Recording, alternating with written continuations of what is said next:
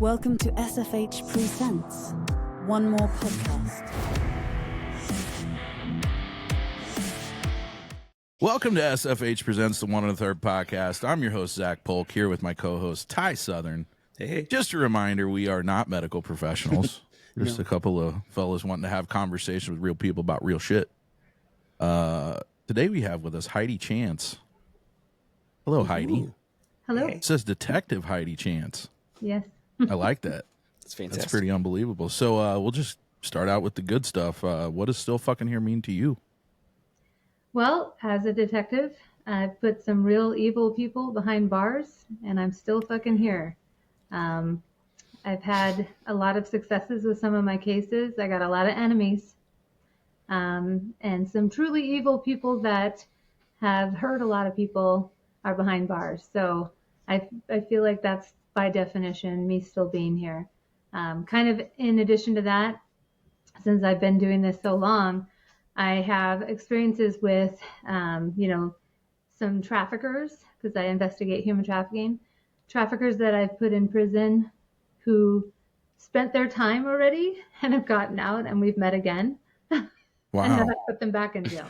So, Wow. Stop breaking the law, asshole. They extra don't like you, probably. oh, they definitely know my name. Yeah. Yes.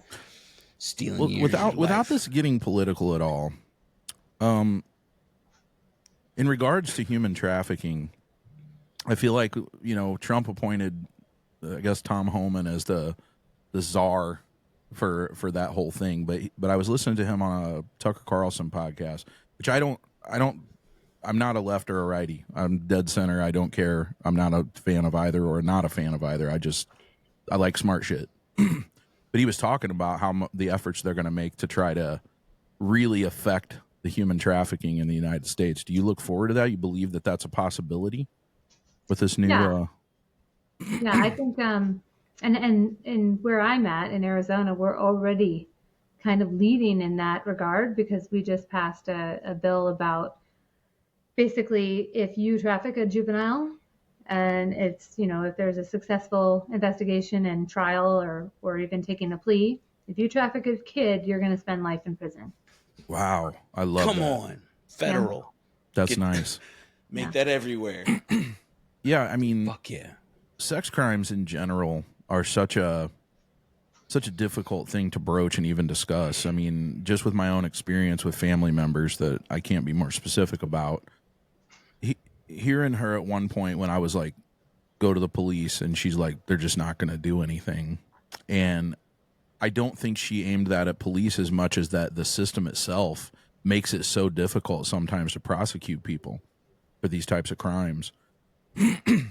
So like when it comes to offering life in prison for trafficking a juvenile, that's a pretty significant penalty, Hell yeah. and hopefully that adds some deterrent to it. Yeah, I mean, these cases are hard. They're really hard to prove, because I'm not going to have a witness that Right. saw someone go have sex with somebody and make money and then turn that money over to a trafficker. So working these cases requires lots of patience, lots of investigative skills. You've got to find corroborative evidence to kind of tell the story of what happened to this person, to give more weight to, the facts of what went on versus what the suspect comes up with. And I really love it when they say, I don't know that girl, because I can prove you wrong all day long. Yeah. Right. You're going to But start yes. with that. I can prove you're lying from the get-go. Cool. Like, you're making this better. Thank Thanks you. for that. Carry on. Well, we haven't officially announced it, but I think I'm not even making this an announcement. This is just a matter of fact thing. But going back to some conversations we had with some other people who are pretty prominent in the anti-human trafficking world, we were discussing how difficult it is mentally on you, the people that are fighting, when you see the numbers are constantly still going up as much as you're fighting it. And I was like, how do you process that? And he was just like, just one more, like and we've had the same mantra for 40 episodes where it's just one. We can help one person with this podcast. It's got to be that same mentality, I think I had given an analogy that time where I said, if you live by the ocean and the ocean's starting to flood your city, you may put up sandbags to keep the water out of the city, but you're not removing the ocean. You're still making an impact. Yeah. You're still doing this thing. I think I said it more eloquently last time. Yeah, it was a slam dunk last time. That was I shouldn't have tried to revisit it. That was an Angel Reese layup right there. Sorry. Yeah, so the new name of the podcast is going to be SFH Presents One More Podcast. Oh, there we go. The SFH Presents won't be pertinent. You won't be required to type that in to figure it out, for one. Yeah. But us wanting to reach just one person was always the goal. Like, we're not trying. You save one person, you've saved a world. Like, that's all you got to do. Yeah. Well, I mean, these cases, besides it being hard to build the case in the first place, I've experienced many disappointments where you do all this work, you bust down doors, you get the bad guy, you get the victim safe and recovered, and then they change their mind about wanting to play the game. Unfortunately, our justice system, I've had cases take 5 years to go to trial. And so they're not going to want to show up to court, see this person, pay the parking, and then be told, oh, it's getting continued. And that happens so often. So victims bow out all the time. And that's really also part of this challenge is having, support, like victim advocates, survivor victim advocates, to help, stabilize this person and have them be able to even show up for court. Very important. Yeah. I was going to say that has to be, I guess, draining and just exhausting 5 years later, being dragged back to just say the same thing you said and have, half this room decide if you're telling the truth or not, because that monster, we don't have all of the appropriate evidence to get it done right this second. Well, it wasn't that we weren't ready. Such a brave person. It was that the defense attorney knew that my victim, the main victim, there was actually 7 victims in that case, she returned to prostitution and she got into drugs. So they were expecting her to have something happen to her, overdose or whatever. And if she's gone, the whole thing goes away. Yeah. So they were delaying and continuing and playing this game using the justice system to give her more time for this girl to either change her mind about not wanting to help and put this guy behind bars and testify, or something happening to her. That's incredibly terrible. That's the truth about that. It's unbelievable how, and everyone makes jokes about lawyers and such, but man, sometimes you see these people that are defending terrible people in terrible ways like that, and you're just like, how do you sleep at night? You're as bad as the criminal sometimes. Yeah, it's weird too, because when you're hanging out with the prosecutor and then you see them be friendly to the defense attorneys, I'm like, I just can't. I don't know. You guys, you even go to lunch? No way. I would never. But I mean, I'm sure there's defense attorneys listening to this maybe, but I just, I wouldn't be able to do that. Yeah, it's weird in this country how, and in this kind of has really been brought to the surface lately with that assassination of the CEO of the health insurance company, where there are a lot of jobs that are pretty heinous that people are like, well, I got to make a living, I got to afford my family, and I don't fault people so much for that idea, but I have chosen in my life to not do shitty jobs. Like, I used to work for a car dealership where it was garbage cars that we sold to poor people, really. And oftentimes it was my job to go try to convince someone to buy a car that I knew had something wrong with it. And I was always honest. And I didn't do good at that job. And I chose to leave that job because it didn't make me feel good. Even though it put my family in a little bit of a spot at the time until I got a different career. But you still making a choice, man. You're making a choice to go defend terrible people for money. Yeah. It's one thing to defend the people that you believe are innocent and, you trying to keep a good person, someone you believe to be a good person, out of that bad situation, someone wrongfully accused or whatever else. But yeah, when they gotta know, like, when they're up there for however many times now, or all of this compiling evidence and all these people saying the same exact thing, like, dude, how do you sleep at night is the only way to put it. Makes my skin crawl. This trial had a lot of weird things like that. Like the defendant actually testified, which is actually rare because they're, usually typically advised by the, defense. Let's not have the prosecutor have a crack at you. Yeah. But he wanted to testify, and he actually testified that I auditioned topless for him back in like several years back when I was not even an undercover at that time. I was at a school resource officer position, and that didn't happen. And Yeah. luckily, the jury saw through the bullshit and they laughed about that because that did not happen. But that's the thing people don't understand either. They swear to tell the whole truth, nothing but the truth, so help me God, but they definitely don't tell the truth. Yeah. Of course, if you're a liar and if that's been your whole life, which I mean, on some level, almost everyone in this damn country is a liar. Like just whether it's your just common interaction with your friends or going to the local pub or whatever, where you kind of put on a face and pretend to be somebody you're not or whatever. Lying is real common. And if you're a criminal, you've already decided that you're going to lie all the time. If you're doing something like that to a child, especially to a juvenile or even an adult, do you think lying is like lying's, you're like, oh, well, I won't lie. I'll traffic people, but I'm not going to lie. Give me a break. Yeah. They're kind of one and the same. Yeah. Yeah. Yeah. It's pretty crazy. So sell kids, but on my honor, I will not tell. What's it like working in the law enforcement world currently, where the feeling for people in that world there is not great in this country? Like, it's got to be a somewhat of a thankless job in that sense. Yeah, I mean, I've luckily been shielded from that, being in a specialty detail where we actually have a huge amount of community support. Awesome. In the way that, they would come in and talk to the chief, talk to the city council to keep positions, because what we have right now, because of, the negative media about law enforcement, we don't have people wanting to be cops right now. And so we cannot fill from the bottom all that's leaving from the top, because we're like, yeah, I'm not going to deal with this shit no more. I'm out.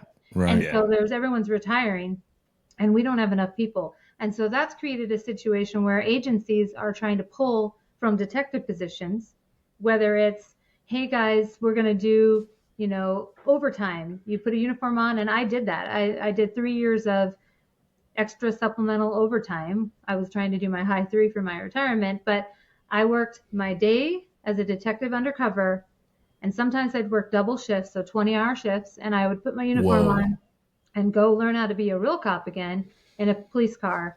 And those days were, filled with, oh, wait a minute, we can't do that anymore? Well, I didn't know that. Or I have to learn how to be a cop again.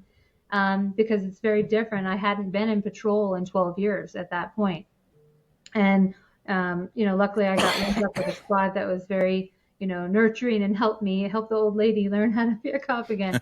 But I got sued over a situation. I've never been sued my whole career, and here I am getting sued from a patrol call that I responded out to. And it's really hard. But then they changed it to, you know what, we're going to do mandatory detectives going back to patrol every other or 1 week a month. I mean, they've tried all kinds of things. So you've got older officers that are pissed about this and they're just leaving. So it's really, really a problem right now. And recruitment is huge. We really need more cops, and we also need more prosecutors, because I can put together 1 million cases this year, but if there's not a prosecutor to prosecute it, I'm going to be waiting, and so is that victim. And it's really a concerning situation, actually. I can only imagine. I'm assuming, if you go through that, now the law's involved, there's a court case involved, that what you would really like to do as a victim is try to move forward with your life and heal from the whole thing. And it's probably hard when that's hanging over your head. Yeah. Yeah. I mean, I've had one pimp case that I literally started in 2020. And he's one of these, and we can talk about this later, but I've had 4 traffickers that, I've put in prison and we've met again. That case went through 6 different attorneys before it finally just got resolved this year in 2024. Unreal. Mm-hmm. That's getting that, and that's got to be incredibly hard on the victim. Well, that and these attorneys, they come into it. This is dropped in their lap, and the judge is already mad because here it Yeah. is, another attorney, and they're asking for more time to prepare. Yeah, It's and yeah, definitely not okay. everyone, you want to Shitty. say you need to give them a second to get their bearings, but at the same time, let's go. Yeah. Man. Yeah. I was kind of hoping that there was when you were asked about how the country views police officers right now. I was hoping that ended up being more of like the news says one thing and makes it seem worse than it is. Overall, the populace likes us, which is that's always the hope, is that your day to day is nicer and more cordial than the media makes us believe it is. But I never even thought of that, because that's the same thing with the military, where when they crack down on tattoo code and a bunch of frivolous nonsense that doesn't have anything to do with anything, people are getting out. Like, yeah, no, sorry, I got other options. I'm getting out now. So yeah, numbers. I didn't even think of that. Y'all are all probably spread super thin. Yeah. Yeah. So the human trafficking unit that I worked with at Phoenix Police Department, we had 9 detectives for the 5th largest city in the United States. So unlike, in Las Vegas Metro PD, they have a real problem over there. They've got, like 24 detectives, 2 different squads. One's just solely undercover. The other does any investigations that come in. But in Phoenix, it was the 9 of us, and we did both jobs. One minute I'd be out there working undercover, and then a male officer would receive a phone call about, a possible juvenile out there. So I'd come in, they'd rescue the juvenile, and then I'd have to change and then go interview her. You know what I mean? All in one shift. So it just happens that way. Like That's a crazy. Broadway show where you play more than one character. Yes. Yeah, a lot of scene change. Holy crap. Yeah.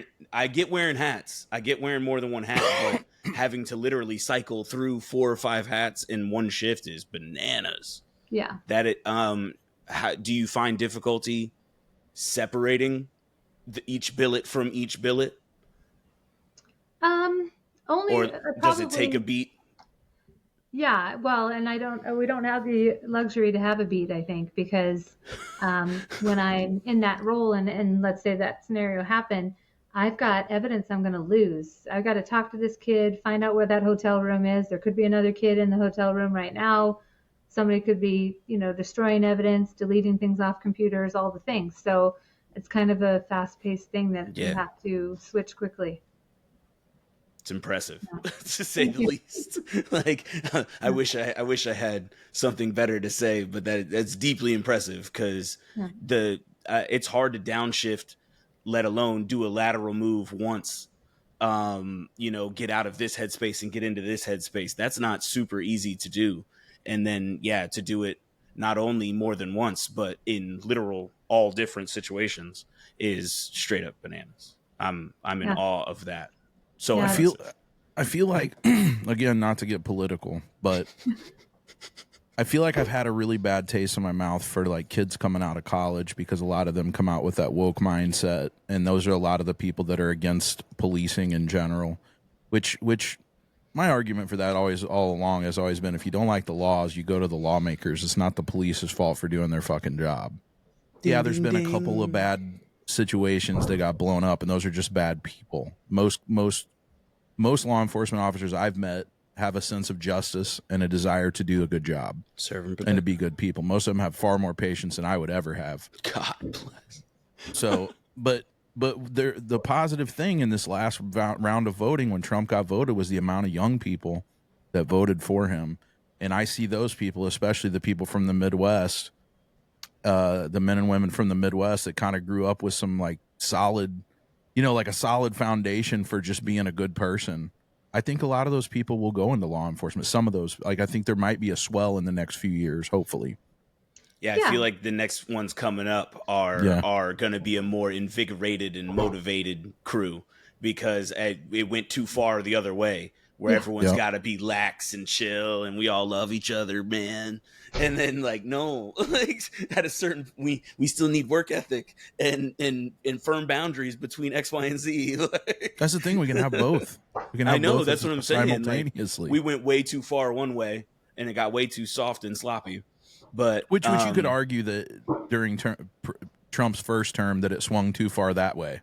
So it's like the equal backswing is also terrible. And it's like, will we ever figure that out if we stop swinging so damn far in either direction? Yeah, I and think maybe that come the down next towards the ones- center. Right. Like, Yeah, the ones coming up right now are sick of how far a lot of things were taken, and then wanting to get back to more what we're talking about here. more Everyone, fucking more service America. and more having a heart for service. That's the main thing. And the whole just like, well, what's great about the country this, country that, and like all these people want to get mad about the country and talk shit, and I'm like, you seem to think that me having faith in my country, love for my country, and willing to serve my country is me saying it's perfect. Because no, like I have faith in what all we can do and everything we have been. So like that's why I love my country, is because what we're capable of, not because of where we're currently at. Well, there's so many issues that people get so dug in on that they end up. It's got to be one extreme or the other. Look at all the people coming across the border illegally, and the argument is either let them all in or don't let anyone in. It's like, how about this? How about you got to be here legally, but let's hurry the process along. That's a good happy medium. Oh yeah, speed up the process so the ones Not that deserve illegally. to come in. Yeah, definitely not illegally, but definitely streamline the process a little bit to where it's still thorough, but less red tape. Yeah. Sounds like a good compromise to me. Well, there's certain laws in every country, and I saw an Instagram video the other day where this patrol officer pulled over a guy, and he was arguing with him about the fact that he doesn't think he has to have a driver's license to drive a car. Sovereign citizen. Sovereign citizen, No, and he's he was traveling. He's not driving. He's like, I have a car, I drive it. That's it, plain and simple. And the officer was trying to tell him, driving is a privilege, not a right. You have to present your driver's license. You have to have one. All these rules. And I think it's an issue of, they just don't realize that we're fine with you being here. You just need to follow the rules. Yeah. Just like everyone else has to. Yeah. Yep. It just is what it is. Yeah, Well, the people who get mad about us wanting to deport all of the illegal immigrants, got to make sure you're saying all the right words, think that you're against immigration. Like, Americans, all immigrants. And I'm like, well, we need them. We need immigrants. We need immigration. Like, no one's against immigration. I'm against doing it wrong. Bar the back door and open the front door a little wider. That's brilliant. Yeah, exactly. Make it easier, but also make sure we're not just letting monsters take your mic off and take your mic off and drop that bitch. Oh, it's a mic drop right there, dude. Take my fuzzy thing off. Close enough. It works, right? I don't, dude. I'd be sitting here for the next 20 minutes trying to get the screws back in. Well, I've had rough run-ins with cops I didn't like. Like they're not all nice people. There's some shitty ones. Most of the ones I've known though, I've lived in the basement. I rented a basement from one guy. Couldn't be a nicer guy. Like, most people in law enforcement are great people. I appreciate what they're doing, and anybody that wants to defund the police should have to live in San Francisco for like a couple of months. Let me know how that works out for you. Yes. Yeah. I'm all for the reality show of all the rounding up 30 people who said they'd move if whoever got elected, and then all the people who think we need to do X, Y, and Z, send them to the places that are like the thing that they won't shut up about for 3 weeks, a month. If they survive, they get a prize or something. Like, that'd be a hit. Watching these people crumble in minutes. I would tune in. Yeah. Watching all the meltdowns happen. Like, what do you mean it doesn't? What? It'd be like if they were talking about doing the reality show where they took a bunch of flat earthers to the edge of the earth. I did quotation marks there. Sorry, I should do it more in here. You can't do it out wide right now because we had a flat earther on a few months back. Oh man, my God. It was wild. He also over imbibed beforehand, so he was very adamantly incorrect. It was hilarious. Yeah, he didn't have any valid he arguments. wasn't prepared. Yeah, he wasn't prepared for any kind of pushback whatsoever. I just don't believe in space. That's all. He said. I said early on. He said something, and I said, "Just look in space, dude. Like all the other planets around." He goes, "I don't believe in space." And I'm like, I laughed in his face because I thought he was joking. like But what? yes, I've seen the science, and I don't think space is real. Like, okay, all right, guys. It was a long hour. I thought it was fun. Yeah, you had a blast. I kept trying to pop in with nuggets of wisdom. I kept like thinking like, "Ooh, this will work on him." You're This'll like make him texting think me in the up. background. You're like, dude, hustle this along. New subject, something like. Please stop talking about this. It went on. It's funny. Anyway, yeah. Yeah, I can only imagine though. Like there was a time in my life when I was young, especially because I was a fucking, no offense, but a nerd in the way that I was like always the good guy. I always fucking never broke a law or a rule. I was there very much that way, and my family's always like, "You should be a cop." Are you a Libra? I'm a Leo. Leo, okay. There's a thing about horoscope with me that, I try and when I'm getting to know somebody, I'm trying to see if I can tell what they are. Yeah. Yeah, some people are pretty crazy good at that. Yeah. But that sounded like a Libra because they're very like by the book. Yeah. Yeah. I don't know what it was, man. I remember growing up like totally buying into the Nancy Reagan, say no to drugs campaign and all that crap. And like, I'm not a like big drug advocate, but I like pot, even psychedelics. I don't see why they're not legal. And even for me, I feel like every drug should be decriminalized and people should be treated as patients and it should be regulated and there'd be a lot less deaths. But I also see the downside of that as well. I see where that would pose a problem with a lot of people. It could stop the cartels and a lot of the shit that goes on with that, though, if it's all regulated and sold legally. I don't know. Yeah, kill big pharma and just make them all safe and regulated meth and heroin. Yeah. Some of those drugs are just I can't understand why somebody would ever want to do them, but they do. And the war on drugs hasn't done really good with that. It hasn't really been winning. So it's like, maybe let's go back to the drawing board and rethink this whole thing. Yeah, something different. I don't know about legalizing everything or whatever, but I see your point, obviously. But back to the drawing board. I'm with you on that for sure. Doom, doom. With heroin in general, and I was such a nerd that I wouldn't even think about smoking pot back in the day, where it was like anybody who did was a scumbag, and like I've changed a lot on that. But when you think when I thought about heroin and heroin addicts and things like that, which I've never seen heroin, I'm sure I've been around someone on it not knowingly, but you find out that a lot of people's stories started with like pharmaceuticals. It started with pharmaceuticals and became a problem, and it's like a lot of times they die not because they do too much, but because they unintentionally do too much because the purity is always different. And so, like, are we really solving a problem by treating those people like criminals? Yes, they're doing something criminal, but they need help. Hurt their back, hurt their knee, did something that got them on painkillers, and then you can't get the painkillers anymore. What's the next best thing? Right. Heroin, and meth, and all that other crap. And I'm over, and just anything that would have been sticking a needle in my person, I'm great, which is hilarious because of obviously I'm covered in tattoos. Yeah. But that's different. I don't like shot needles at all. I'm not scared of them. I'm not a child, but like tattoo needles, shot needles, two very different things. Very different. The pot, I just started sorting that out here in my mid 30s. Like, I had a bad example growing up. My middle brother tried everything and went every wrong path, and my oldest brother was the shining example of what we all should be. So the whole I like how they treat that one. I don't really care for that. So I stayed away from everything for a while, and even drinking, which is a family trait. And I never picked up drinking either. At just mid 30s, it was like, man, I want my feet to stop hurting. I'm told pot might work, and it does. So it helps your non-existent feet to not hurt. Well, yeah, I know you make fun of me every time you see me wiggling.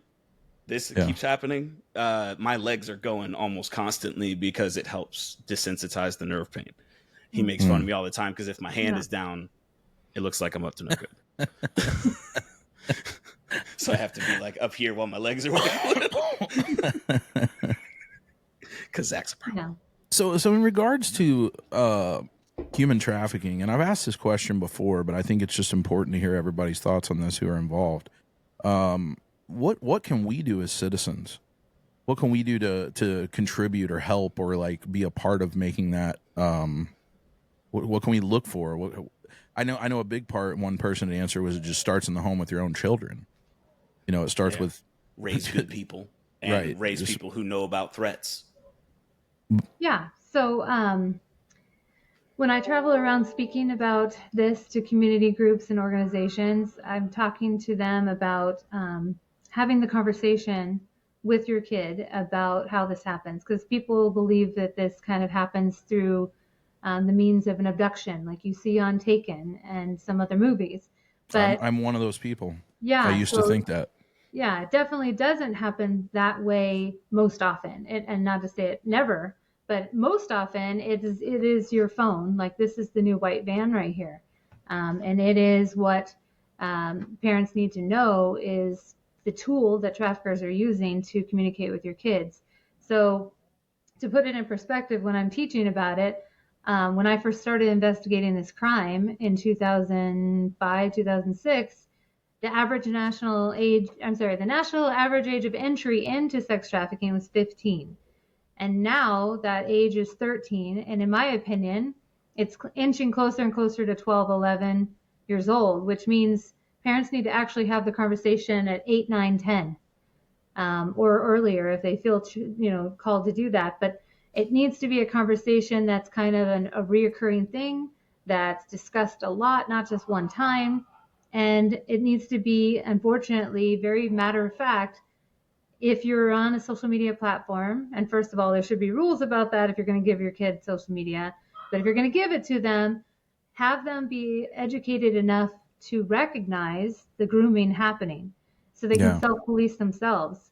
Talk to them about, if someone slides into your messages and starts asking personal information about you, your name, your birthday, whereabouts is your house, what your parents do for work, are they here right now, those kind of things.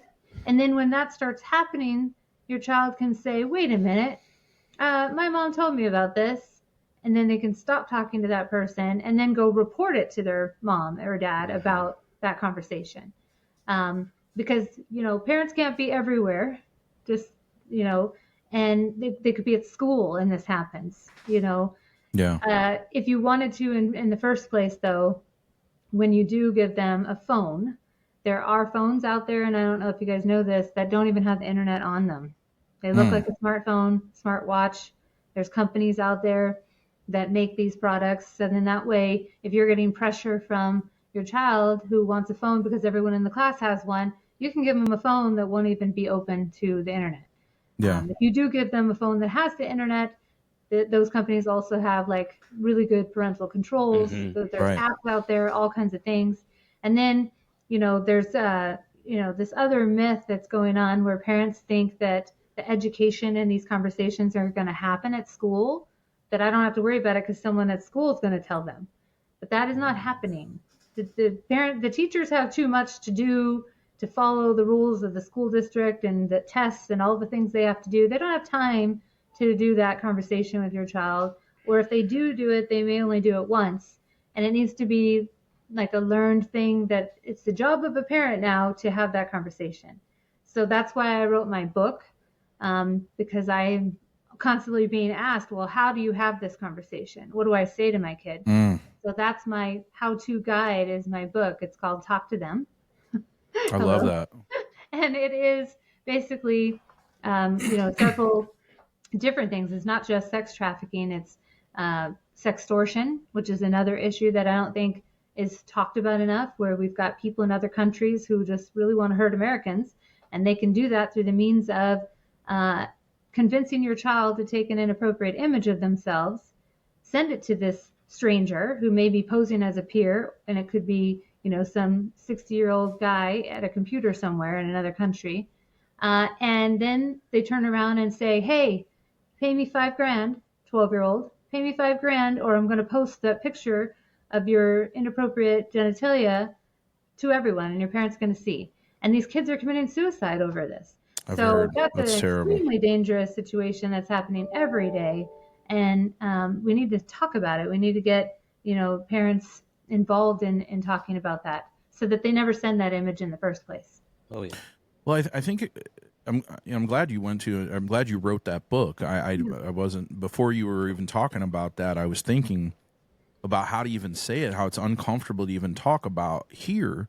Where when you're talking about an 8, 9, 10-year-old kid, talking to them about sexuality, it's probably pretty uncomfortable for most people. But the reality of life is that that's the time where they start to like be aware a little bit of those types of things. And if somebody's coming, a lot of people, I always tried to parent with my kids with just teaching them as much as possible and not necessarily sheltering them from things. Because I feel like some people's reaction is to keep your kid from the phone or keep them from things. And while there's some probably good in that, I feel like they're going to find their way to it. So I'd rather educate them, and I'd rather have that difficult conversation, have that uncomfortable thing about sexuality, and prepare them, as shitty as it is to have to put that into a mind of a 10-year-old that somebody might be trying to get to them for those reasons. That's the reality we're living in. Shit, I would say I have a 11 or almost 11, almost 9-year-old. And Damon is not on any sort of social medias and stuff. Like he just enjoys his games on his iPad. That's great. He's on the spectrum. And Zoe, the spectrum, is that a social media that I'm unaware of? No. No, I was telling her, you know him. I do.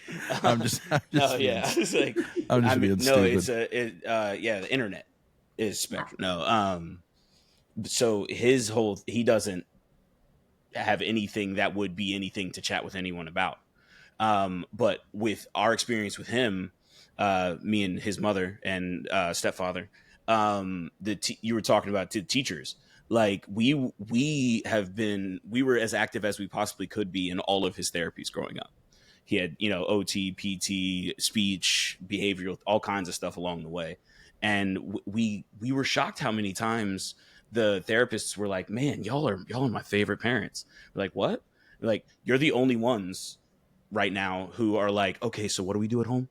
What all do we, like everyone else is like, fix my kid. You have an hour, apparently. Like, and so we have taken the responsibility of being their parents this whole time and never being like, cause there's a weird thing among, the current or my current generation, that is just, it's the teacher's fault. The teacher's failing. The school's failing. In a lot of ways, the system is failing. But like the stuff that they're doing their hardest to blame the teacher and the school and everyone else on is stuff that is 100% home stuff that they're supposed to be doing within these walls.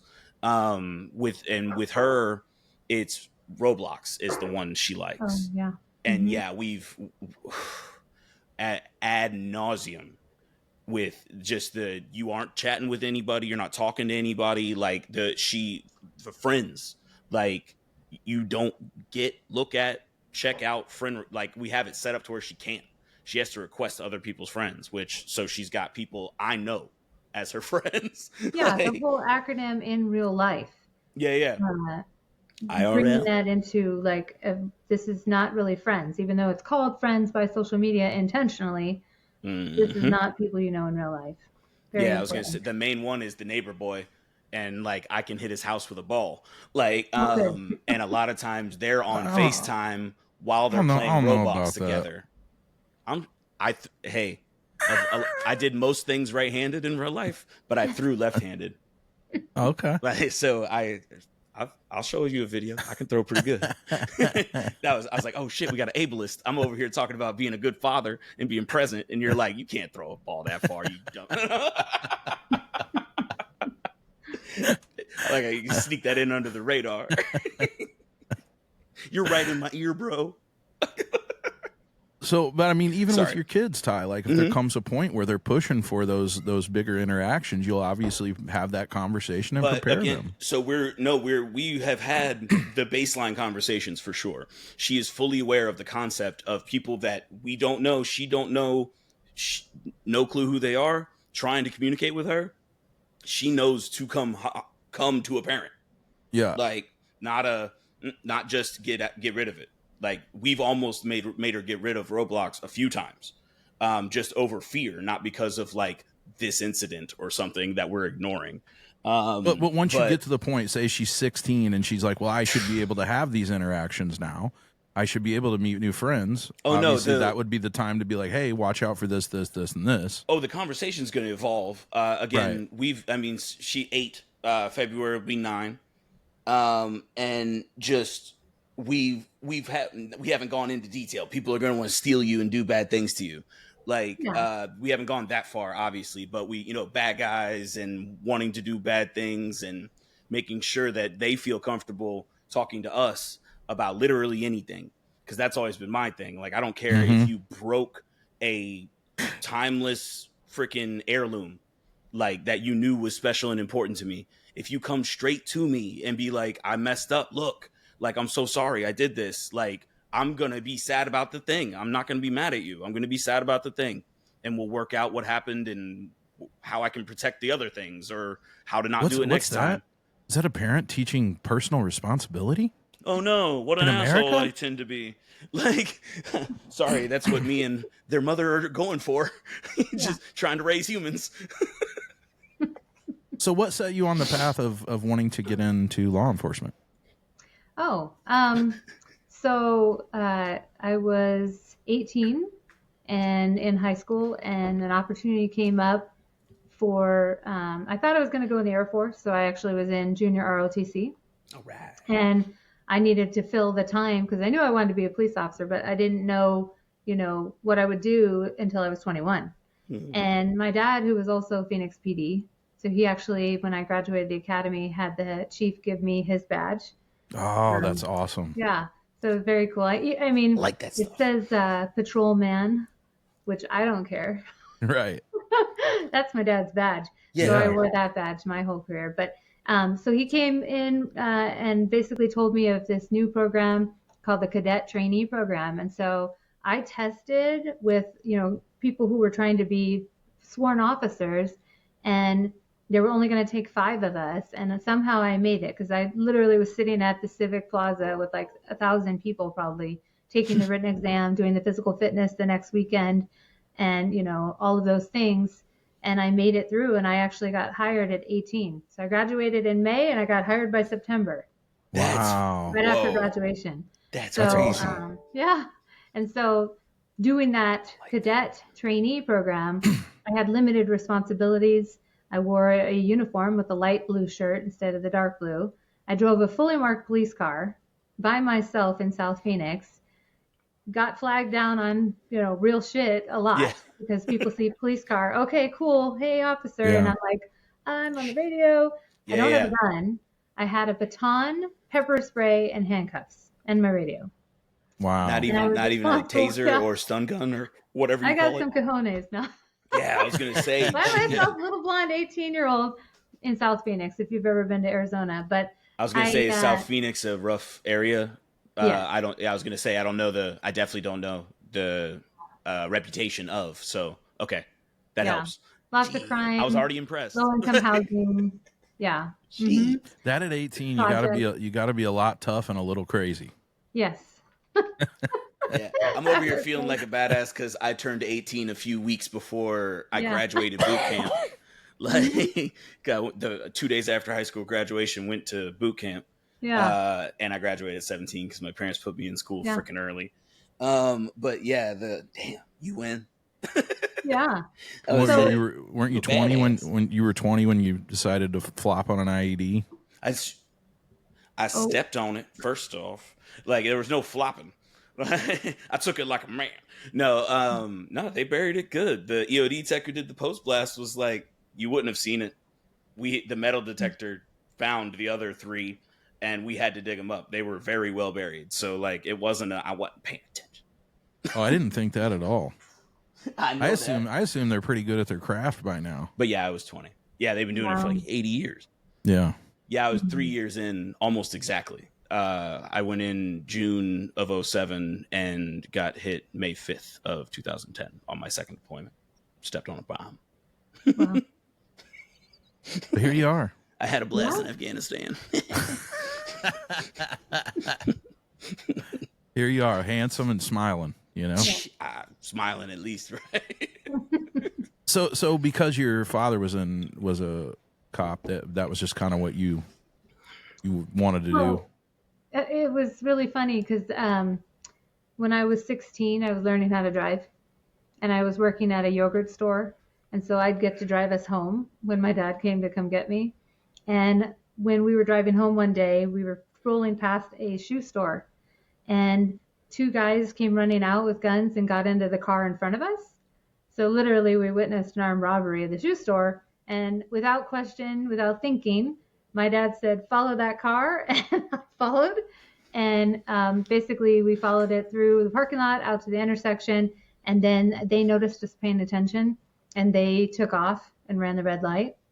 But that incident happened, and then my dad always, when I was driving, learning how to drive, taught me how to pay attention to alleys. And so I'd always look down the alleys. And again, and these are like the signs, I guess, of the path that I was supposed to go on. Yeah, I was going to say. Looking down the alley, we noticed two guys jump over our neighbor's fence into the alley and start walking the other direction. So I pulled around. My dad said, "Let me out here." He didn't expect me to do this, but I was going to be my dad's backup. And so I literally pulled around to the alley where those guys were walking towards, and he came through the alley the other way. So we hit them, we boxed him in without thinking. And, things like that. I have inherited the ability to be in the right place at the right time from him. So it's an honor to follow in his footsteps. That's beautiful. I love that. Yeah, you said Destiny. You said it like there's sometimes you're like, man, Michael Phelps was made for swimming. You were made for cops. Like you were made for this, for law enforcement, for doing this. There was nothing else. You were predetermined, like in The Giver, where just everyone is something. Deal with it. Yeah. Oh man, and then that's the path crazy. To get even to human trafficking is another story. I was in patrol, and then I decided to have a family. And so when I had my son, I had to get off patrol for a little while because I wanted to breastfeed, and you can't just pull your police car into the Circle K and pump and store the milk somewhere and then respond to the next emergency. Cooler in the back. So I went to school resource officer position, and I thought it was only going to be a little while. And then I blinked, and 6 years went by. So, I know I had a good time. Did you like the school at least? Yeah, but every day we can't keep the car, so we have to return the patrol car keys. So in the station where the box is, I walked by the two juvenile holding rooms. And one day when I was walking by, I saw a girl in the holding room that I recognized when she was a student at the school that I work at. And I popped my head in and I said, "Hey, why are you in trouble?" And she recognized me and she was like, "I'm under arrest for prostitution." And I was like, "What?" And she's, 16, almost 17 on that day. And I'd already been a cop for 6 years, 7 or 8 years by then. And I was like, "Wait a minute. What do you mean you got arrested for prostitution?" I didn't think kids got involved in this. Yeah. I didn't know how that happened. It wasn't a thing back in 2005, 2006. So, I mean, it was a thing, but it wasn't as out in the open as it is now. And so that's what got me kind of interested in pursuing a position as an undercover. And at the time, we also had this other incident where we had a kid. It was on Dr. Phil, but this kid was a runaway. She was trafficked by a couple, a male and a female, 18 and 19 years old, and they kept her in an apartment, and they kept her in a dog crate. Holy shit. Yeah, so men would come and she'd be held in the dog crate. Well, the mom had this feeling that she was in this apartment complex. I know she's there. She sent officers. They actually searched that apartment twice looking for her. And the reason why we didn't find her is they also had like a water bed that they had made, like where, it has like that box around it. Mm-hmm. And she was hiding under the water bed and threatened that if they find you, we're going to kill your parents and blah, blah, blah, all the threats. And so she kept quiet. But ultimately, the third time they went there to search, she made a noise and they were able to find her and recover her. So that happened. My thing happened. And then I had an opportunity to do an undercover operation for the first time. Back when I first started, there was literally 3 squads and only one allotted female position for each squad. Because at that time, and this is where I've kind of seen the evolution of our response and our change of responding to this, but at that time, the mission was arresting prostitutes. So you needed male detectives to go after them, male undercovers. Yeah. So they only allowed 1 female. But now you have squads where women outweigh the men on those squads because our mission is the actual bad guys contributing to this problem, the sex buyers and the traffickers. So basically, that's the evolution of that. And I forgot my point, but that is what I've witnessed this last 16 years investigating this crime. And we're doing so much better now. That's unbelievable. Yeah. And I've also heard some of the other people we talked to about how that there are still often times where the person who's actually a victim still gets treated like a criminal at times. Where these, where you're a prostitute, you're a, whatever, and you get looked at like you're a bad person, even though you were a victim of this. Yeah. The other crazy thing that I didn't really think about, a lot of these people aren't necessarily caged. There's a bit of Stockholm syndrome type thing where they're just staying there and they choose sort of to do it, but it's not in a good way. Like this isn't, you know what I mean?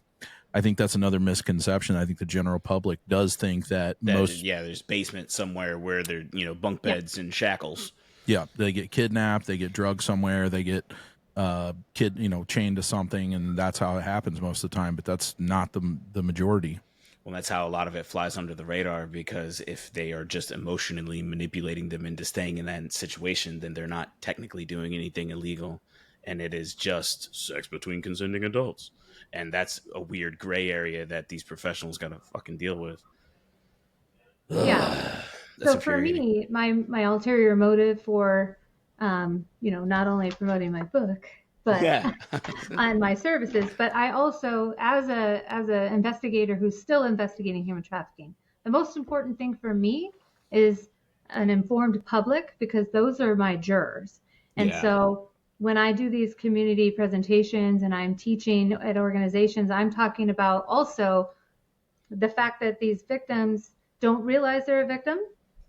And then they also, need to understand that when I'm testifying that person's a victim, but I'm describing they were walking freely down the side of the road with a phone in their hand, I need that jury to hear me when I say they were not free to leave and all the circumstances that surround why they were not free to leave. And that is what you were talking about as far as, the threats, the coercion, the fraud, the force, the brainwashing. Yeah, often the grooming that is subtly done for years leading up to. That's another part I don't think people understand is when a child, I have kids, we all have kids, like you would have taught them that a toaster is a toothbrush from the day one, that's what they would think it is. So like you can manipulate a kid from a young age for years, slowly and subtly, to turn them into something where they do believe that that's their choice and that they're not a victim. Yeah, or they can't live without you, like whatever it is, yeah. Well, especially they owe you something, so they have to do these things. I'm sure these criminals are also smart enough to like pick on people that don't have great relationships with their parents. Oh, dude. Or they have issues at home. The recruiters for these sorts of things are at the level of locate the one that they can get due to the instincts that they've gathered is astronomical and disgusting. But they're as good as they're as good as trained detectives and profilers when it comes to finding the weak link that they can manipulate. Yeah, I tell people all the time, because as an undercover, I've had a lived experience being recruited and groomed by traffickers. Whether it was out on the streets when I'm posing as a prostitute, or in the hotels, or even on these social media platforms. I have 7 Facebooks, 4 Instagrams, and these are outside of my personal and my business. I've got a lot going on. I've got Tagged, Meet Me, Bumble, Plenty Fish, Snapchat, TikTok. I just opened up a Discord. Those are all platforms where, as an undercover, I've engaged with conversations with traffickers recruiting and grooming me. And I've done like warrants for our conversation for the evidence for my case. And what I've found is that the message that they sent me, they copied and pasted to hundreds of other profiles, not even just local to Arizona, all over the United States. And they're just casting the fishing line, trying to find someone to take the bait. So that's what makes this so easy for them. And also, people need to realize these traffickers don't have a real job. They don't go to work. Their job is maintaining the victims they have and then getting new ones, because it's all about making more money. And so this is a cycle every day that they're constantly trying to recruit and find new victims in case one of them leaves or one of them gets arrested, and changes their mind about cooperating and coming back. Is this do a lot of these, I'm going to say men because I feel like it's probably the majority of them are men. I'm sure there's women as well, but do they work in teams often, or is it typically like a group? Yeah. So I kind of break it down to two types of trafficking. Okay. We've got the more organized trafficking, like the cartels, the massage parlors, brothels, and then you've got individuals who are trafficking other victims, individual victims.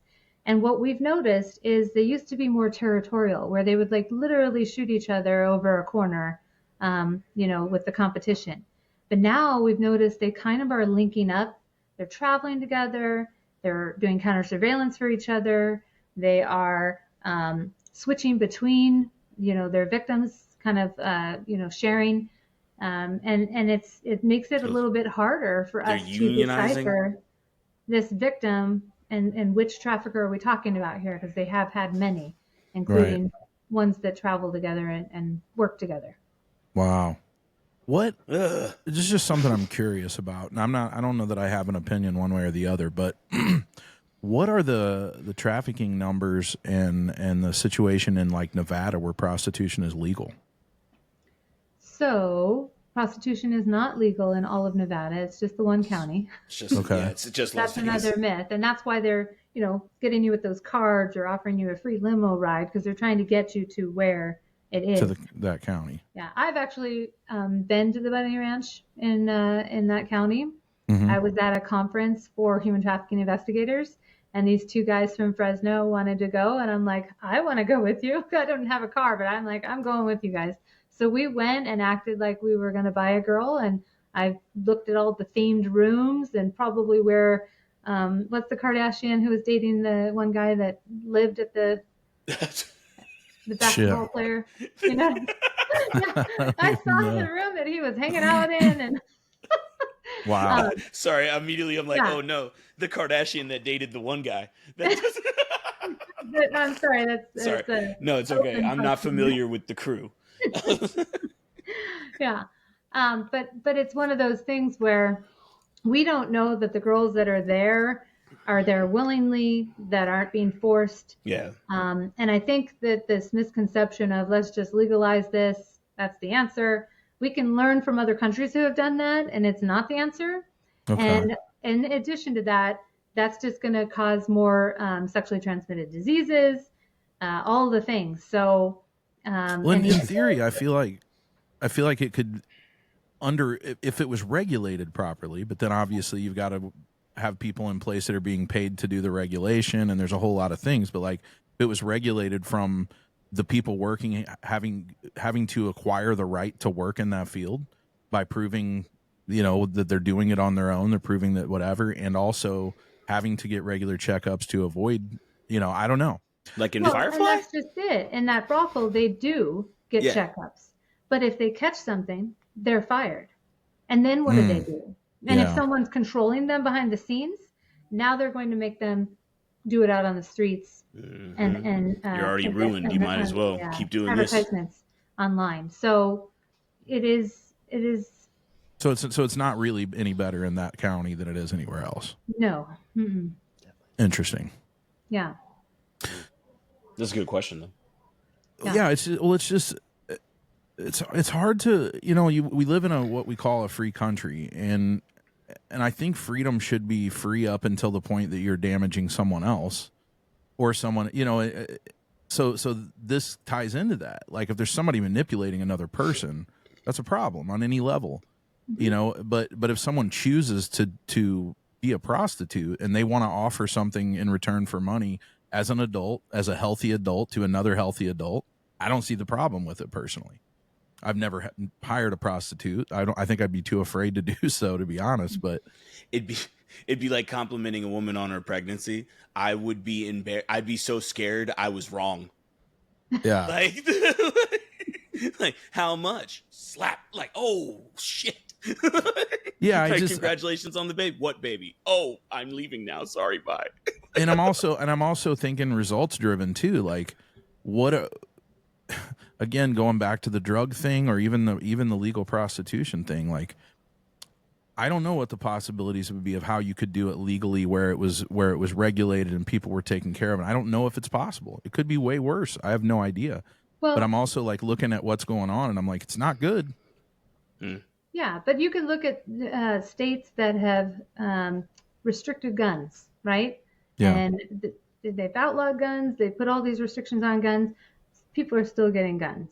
So exactly. Even if we still put all these restrictions on prostitution and legalize it, there's going to be people that are still going to be exploiting victims. They're still going to be doing things not following the rules.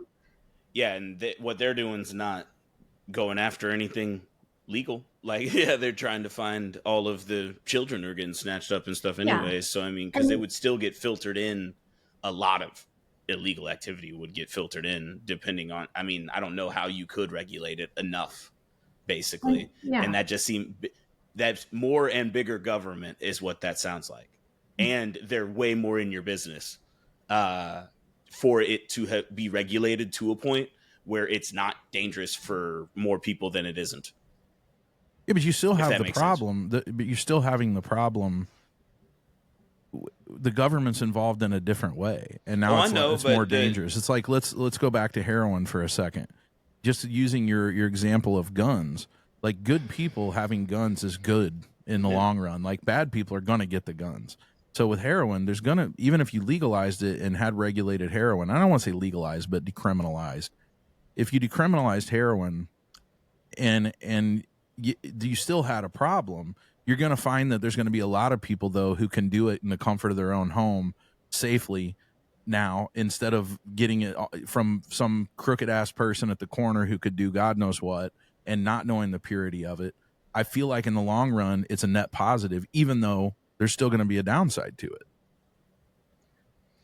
My only point to the point you're making towards prostitution and such is, in your analogy, the women and the children and the people who are being prostituted are the heroine. They're not the other things. Like, they're not, there's something getting used and abused in the process of this thing, as opposed to, like, it won't make it a victimless crime.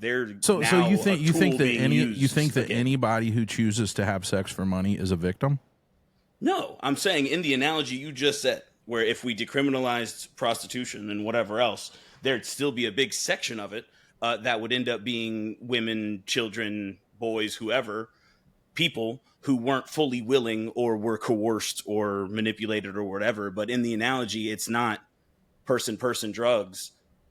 The prostitutes and whatnot would be the drugs in that analogy. Right. And they'd still be used and abused. Like what I'm saying though is that it wouldn't make it a victimless crime at all. If as a John or whatever you call it, a person who uses prostitutes, if there's a legal way to do it, to go to people that you know are not trafficked, who you know are have been through the testing, you're going to probably choose, the majority of people are going to choose that over going to the corner for some person that you're not sure of. Yeah, playing. So I feel like you'd still have problems. You'd still have people who are doing it illegally, just like with pot. Like it's legal in Illinois, but it's a little more expensive to go to a dispensary. So there's still people growing it and selling it. Mm-hmm. Like, you're going to pay less money, but I mean, pot's a bad example because it's not like you're getting bad pot. You know, you're not gonna. It can be laced with the wrong things, that's for sure. But the pot itself's not going to fuck you over in a real way like we're talking about here. the day they start putting fentanyl in pot, then we'll have the whole different conversation. But don't put that evil on me, Ricky Bobby. To your point earlier about these suspects predominantly being men,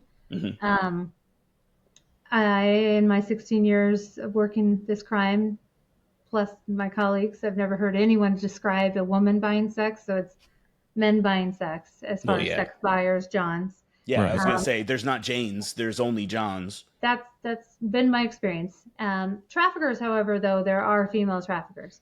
But to the point is basically when we're talking about the supply and demand and the business side of this, because it is a business, the unfortunate thing that I've also experienced is that the demand is asking for younger and younger girls, and that's where the traffickers are seeking out kids for the demand.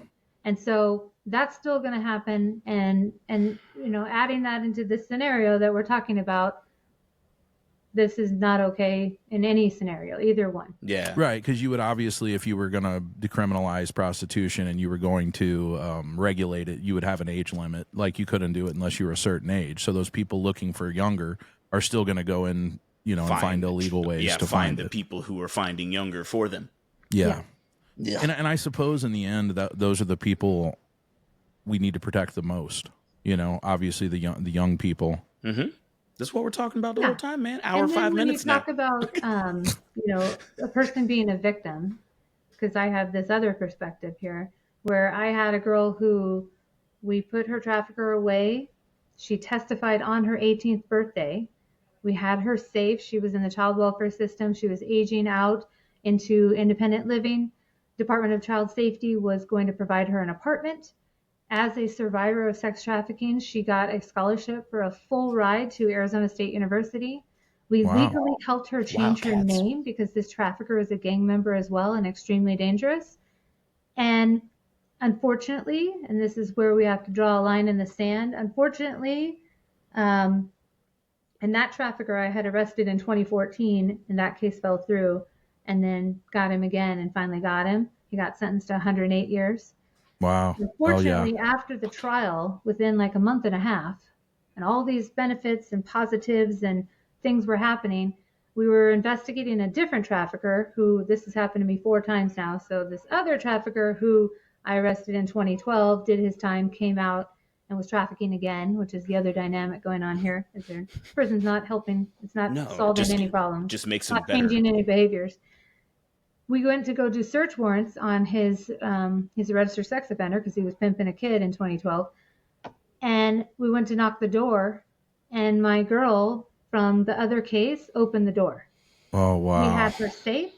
We did everything we could. We gave her a golden ticket, really.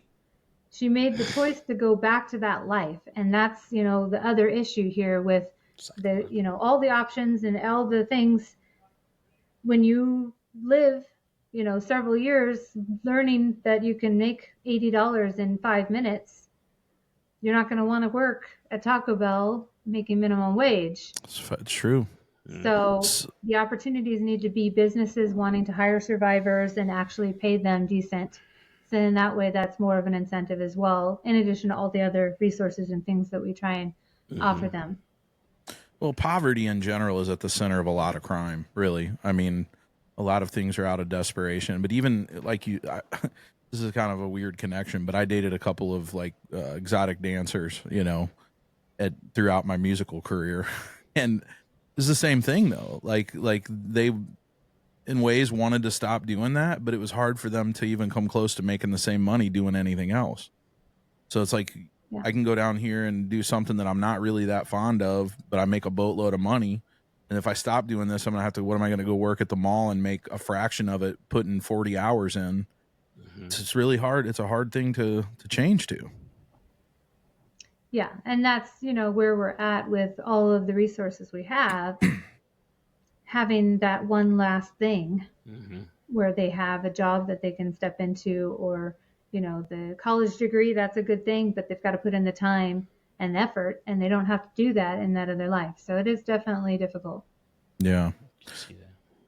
Yeah. I mean, it's, again, poverty is such a, when you get used to living a certain lifestyle or making a certain amount of money, and then you're barely, I mean, the vast majority of our population is barely getting by. I mean, it's hard to expect crime not to be as bad as it is in all ways until we even it out a little bit. So we bring up the bottom and squash down the top a little. Yep. Unfortunately, I don't see anything changing with that anytime soon. No. Nay. No matter who's in office. Yeah. We all have to have our side hustles. Yeah, I was gonna say, I was seeing the time myself too. Yeah, we're getting up the hour and 10-minute mark here. Do you have any saved rounds that you wanted to get into before we start wrapping it up? Was there anything specific you wanted to get into? Yeah. So a lot of times when I'm presenting and I'm talking about this, and I think you've touched on it and I didn't answer, so I wanted to come back to that. The indicators of, or how can the public help, or what to look for. Yes, please. I went off on another tangent. Yeah. But basically, I have a list on my website, achanceforawareness.com, where I've listed out kind of most of the common indicators where people can recognize. So to get it a perspective, let's say you're in line at the gas station to pay inside, and you have 3 people in front of you. They're dressed provocatively. They all have same or similar tattoos. That could be, a combination of the dress provocatively, the tattoos, and maybe they're of different races and ages, but all seem to be together. An indicator of what you see is possibly trafficking victims right there in front of you in the gas line.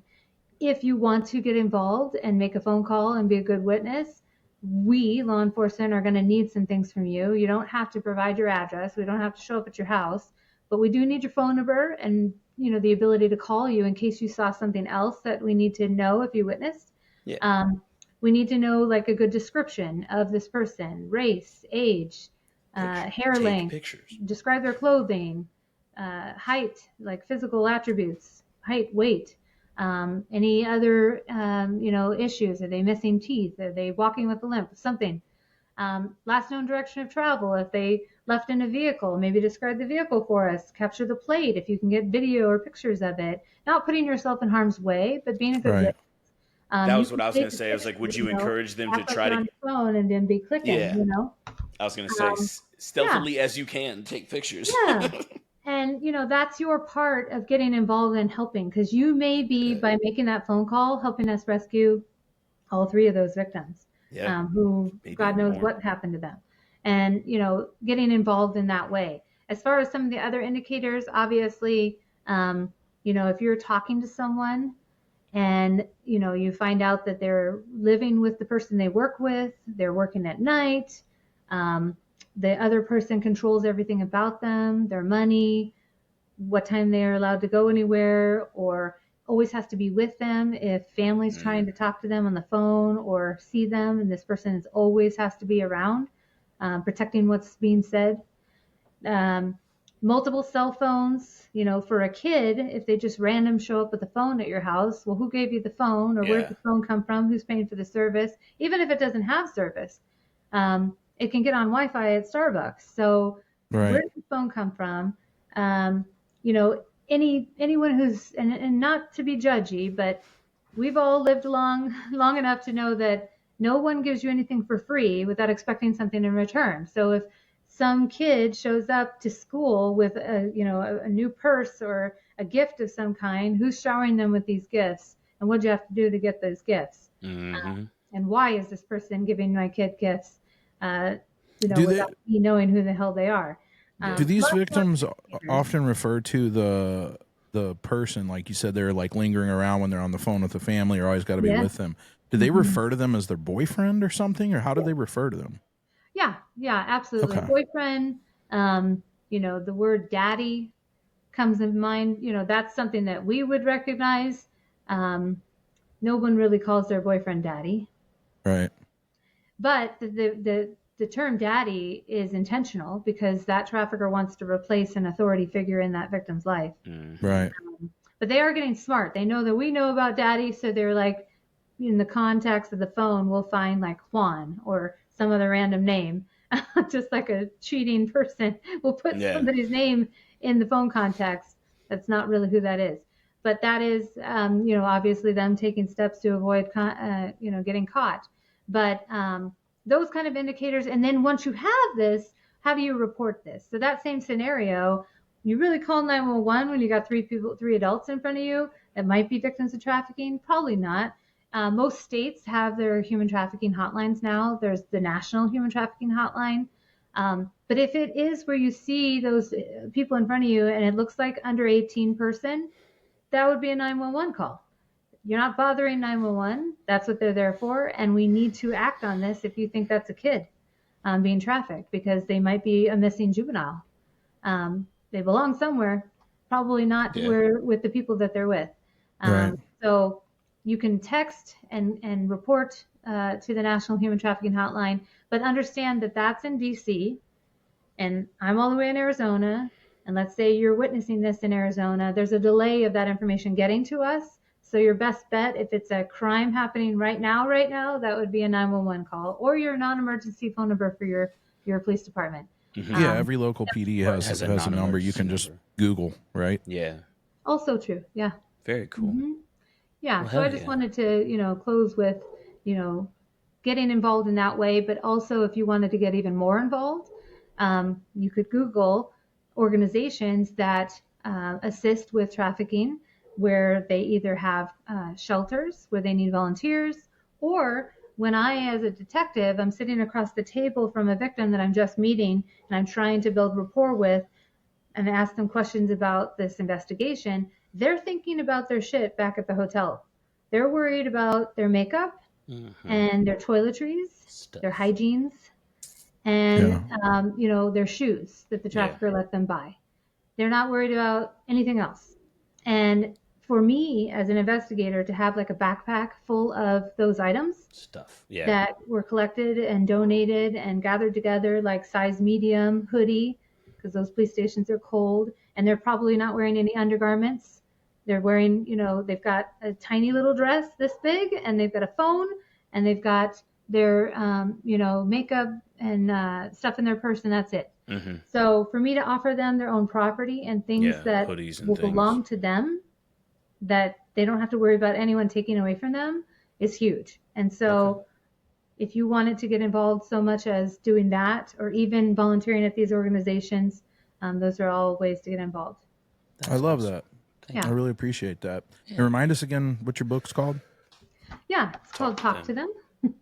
Talk to them. Well, I'm asking, just talk to them. I was gonna say the next part would be, is there anything you'd like to plug? So real quick, where is that available? How can people who might want to get it, including me, find that?